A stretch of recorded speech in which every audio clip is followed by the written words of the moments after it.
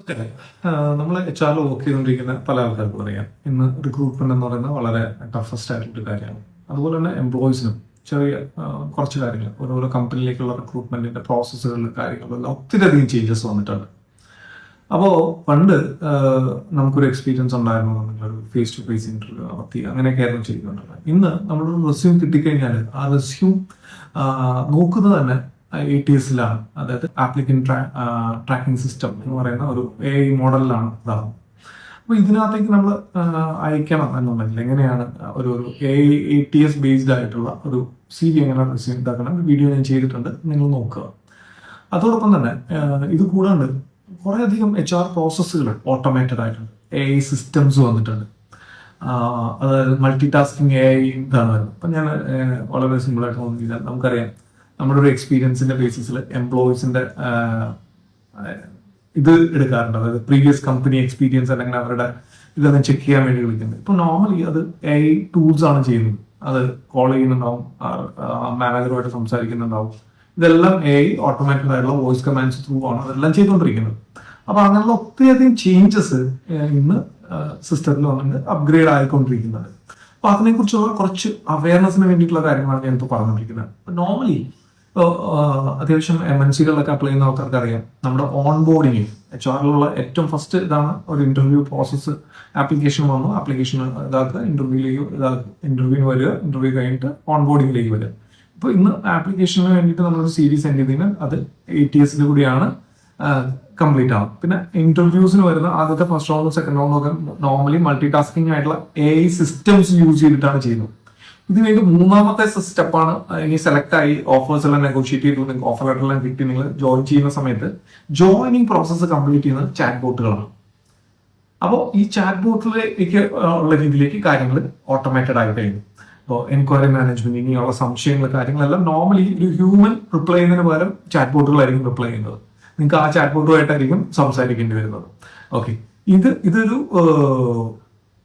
ഇതിനേക്കാൾ ഉപരിയായിട്ട് ഇന്ന് കൂടുതൽ സെലക്ഷൻ പ്രോസസ്സുകൾ വളരെയധികം ചേഞ്ച് ആയിട്ടുണ്ട്. സെലക്ഷൻ പ്രോസസ്സ് ഇപ്പോൾ വന്നിരിക്കുന്നത് സ്കിൽഡ് ബേസ്ഡ് ആയിട്ടുള്ള സെലക്ഷൻ പ്രോസസ്സ്. നമുക്ക് എക്സ്പീരിയൻസോ എഡ്യൂക്കേഷൻ ക്വാളിഫിക്കേഷനോ ഒക്കെ ഉള്ളതിനേക്കാൾ ഉപരിയായിട്ട് നിങ്ങളുടെ സ്കിൽ എന്താണ് അതിനെ ബേസ് ചെയ്തിട്ടാണ് നിങ്ങളുടെ സെലക്ഷൻ പ്രോസസ്സിലേക്ക് വന്നിരിക്കുന്നത്. കമ്പനികൾ ഇന്ന് വളരെയധികം ഇമ്പോർട്ടൻസ് കൊടുക്കുന്നതാണ് ജോലിക്കാരുടെ മെന്റൽ ഹെൽത്ത് അല്ലെങ്കിൽ എംപ്ലോയി വെൽബീയിങ് ഇങ്ങനെയുള്ള കാര്യങ്ങൾക്ക് വേണ്ടിയിട്ട്. അപ്പൊ അതുകൊണ്ട് തന്നെ ജോലി സ്ഥലത്തെ എൻവയോൺമെന്റുകൾ കൃത്യമാക്കുക. നമ്മൾ കണ്ടു പഴയ ബോറൻ ഓഫീസ് സെറ്റപ്പുകളൊക്കെ മാറിയിട്ട് ഒത്തിരിയധികം ഇതായിട്ടുള്ള ക്രിയേറ്റീവ് ആയിട്ടുള്ള ഓഫീസുകൾ നമുക്ക് പലപ്പോഴും പല റീലുകളിലും നിങ്ങൾ കാണുന്നുണ്ടാവും. അപ്പൊ അങ്ങനെയുള്ള ചേഞ്ചസ് വന്നിട്ടുണ്ട്. ചെറിയ ലെഷർ ടൈം ഇങ്ങനെ സ്പെൻഡ് ചെയ്യാൻ വേണ്ടിയിട്ടുള്ളത് കോഫി വെൻഡിങ് മെഷീൻസോട് കൂടിയുള്ള ഓഫീസ് സെറ്റപ്പുകൾ, ഇനി യോഗ ഡേ, ജിമ്മ് അല്ലെങ്കിൽ ട്രാക്കിംഗ് സിസ്റ്റംസ് അങ്ങനെയുള്ള യൂസ് ചെയ്യാൻ പറ്റുന്ന ഓഫീസിനുള്ളിൽ തന്നെയുള്ള സിസ്റ്റംസ് ഇതാണ്. അങ്ങനെ എംപ്ലോയീസിനെ കുറച്ചും കൂടി ഡെവലപ്പ് ചെയ്യുന്ന രീതിയിൽ എംപ്ലോയീസിന്റെ വെൽബീയിങ്ങിനും മെന്റൽ ഹെൽത്തിനും HR ഡിപ്പാർട്ട്മെന്റ് ഇന്നത്തെ കാലത്ത് വളരെയധികം ഇത് കൊടുക്കുന്നതാണ്. നമുക്കറിയാം അപ് സ്കില്ലിങ്, റീസ്കില്ലിങ് എന്നൊക്കെ മുതലായുള്ള കാര്യങ്ങളൊക്കെ ഉണ്ട്. ഇത് പുതിയ കാര്യങ്ങൾ, അതായത് മാർക്കറ്റിൽ ഉണ്ടാവുന്ന പുതിയ മാറ്റങ്ങൾ അല്ലെങ്കിൽ പുതിയ സോഫ്റ്റ്വെയർ അപ്ഡേറ്റുകൾ, ഇതെല്ലാം ആൾക്കാരെ പഠിപ്പിക്കുക. പുതിയ ആൾക്കാരെ ഹയർ ചെയ്യുന്നതിന് പകരം അവരെ അപ്സ്കിൽ ചെയ്യുക. ഓൾറെഡി എക്സ്പീരിയൻസ്ഡ് ആയിട്ടുള്ള പെർഫോമിങ് ചെയ്തുകൊണ്ടിരിക്കുന്ന ആൾക്കാരെ അപ്സ്കിൽ ചെയ്യാനും അതുപോലെ തന്നെ റീസ്കില്ലിങ്ങിലേക്കും വേണ്ടിയിട്ടും HR ഡിപ്പാർട്ട്മെന്റുകൾ ഇന്ന് വളരെയധികം കാര്യക്ഷമമായിട്ട് അതൊക്കെ നോക്കിക്കൊണ്ടിരിക്കുന്നുണ്ട്. ഇങ്ങനെയുള്ള വലിയ വലിയ മാറ്റങ്ങൾ, വലിയ ഓപ്പർച്യൂണിറ്റീസ് ഉള്ള എംപ്ലോയീസിനെ തന്നെ കൂടുതലായിട്ട് ക്രിയേറ്റ് ചെയ്യാൻ വേണ്ടിയിട്ട് ശ്രമിക്കുന്ന, കാരണം ഇതിന്റെ ഒരു മെയിൻ ആയിട്ടുള്ള ഇമ്പോർട്ടന്റ് ആയിട്ട് കാര്യം വെച്ചാൽ പുതിയ എംപ്ലോയീസിനെ കൊണ്ടുവരുന്നതിനേക്കാളും നല്ലതാണ് എപ്പോഴും പഴയ എംപ്ലോയീസിനെ അപ്സ്കിൽ ചെയ്തെടുക്കുക എന്നുള്ളത്. അപ്പൊ ഇതും വളരെ നല്ല രീതിയിൽ ഇപ്പോൾ പുതിയ ഇതിനകത്ത് ചേഞ്ചസ് വന്ന് ചെയ്യുന്നുണ്ട്.